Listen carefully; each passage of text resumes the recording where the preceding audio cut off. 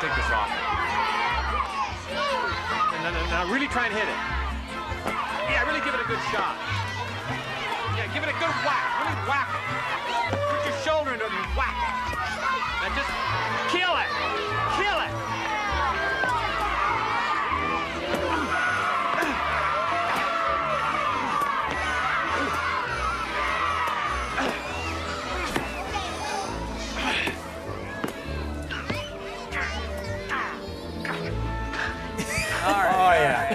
There's a sequence of shots. That, of course, is Ron Howard's hilarious movie, Parenthood, with Steve Martin. It's just a great fun movie, and there's a lot of truth in there. Samantha Kemp Jackson is with us. Her blog is Multiple Mayhem Mom, and we're talking about kids' birthday parties. Yes. Which are is not a slam dunk anymore necessarily. No, things have changed. So parents expect a lot more, and kids expect a lot more. So there are some things that you can do to make it easier and better for you. Okay, let's talk about that. We'll go around. We'll each hit one of these. Okay. You talk about setting the stage for your child. So you want to give them an idea of what's coming down the pike. Yeah, I really think it's important to set expectations right off the bat, because kids have their own ideas as to what they think their birthday is going to look like, and parents might have another idea about what it's going to look like. A lot of that has to do with finances. So kids might envision this huge party with 50 or 60 people, balloons, helium balloons, piñatas, the whole bit. Parents might be thinking, hey, we're going to go to a restaurant, like a fast food restaurant, and call it a day. So set the expectations. On the same note, set the budget. So be very clear, this is how much we're going to spend, or this is what we can do for you within our parameters, and let the child know. That's really important. Because it seems like it can easily spiral out of control in the price spectrum, and it's about going higher and higher and higher and outdoing the last person. So what do you need to know about having a game plan? Like, what's your advice there? Well, I think that along with setting the expectations, I think it should be decided right before anything is bought, purchased, planned with the child. Okay, this is what the party is going to look like. This is how much I'm going to spend. It's not going to go beyond that. Don't expect to invite 50 people. We're going to invite 5 or 10, whatever your budget will allow, and take it from there. Because I think it's really important for the parents to lay out the stage for the child so that nobody is disappointed and there aren't any meltdowns. And what do you mean, Samantha, when you say remember Plan B? So it's always important to have a contingency plan as well. So for example, if you have a party outside that's planned, or in the summer, you might think, oh, it's going to be great, the kids are going to be running around, we'll do it in the park, but it might rain, there might be a hurricane. So you have to have another plan.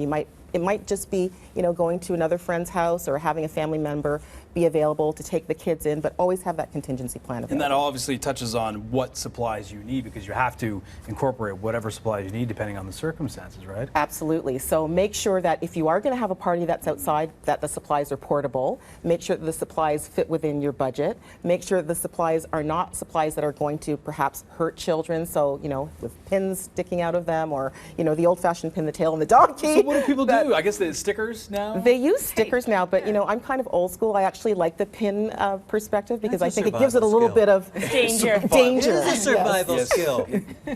Yes. You can't protect your child from every sharp object on That's the true. face. No, it's a learning experience. All right, let's talk about the cake. The cake is the denouement in many birthday parties. Yes.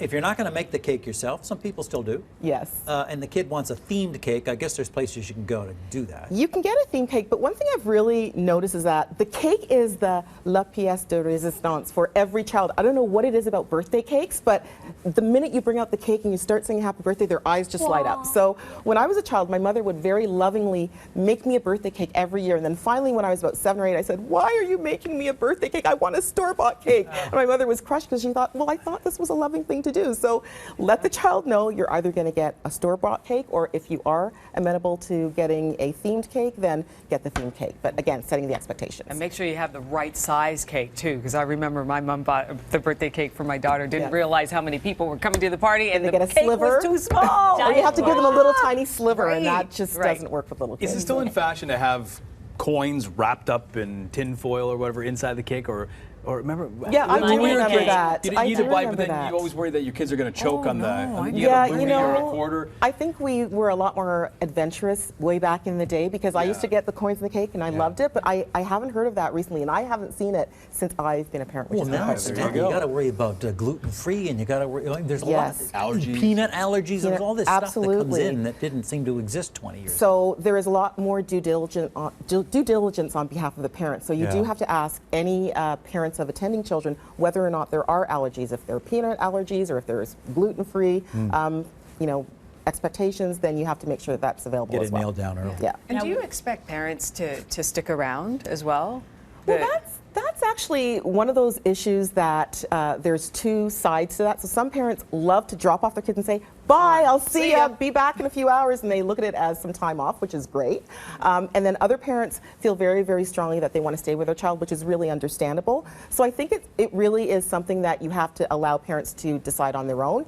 I personally say to the parents, you're welcome to stay for the whole party if you'd like. Have a seat, here's a coffee, or I say to them, if you're comfortable, I'm happy to take your child and come back at this time. But when they do come back, as a parent who's coming back to pick up a child, I think it's really important that you come on time. Sure. Because by the end of a birthday party, the parents who are hosting it are usually kind of exhausted. tired. So don't Exactly. struggle. Well, Okay, it's these are gone all. by like a blur. Yeah. So what you know, in terms of how fast it's going, the cake, everything else, advice for how to remember it?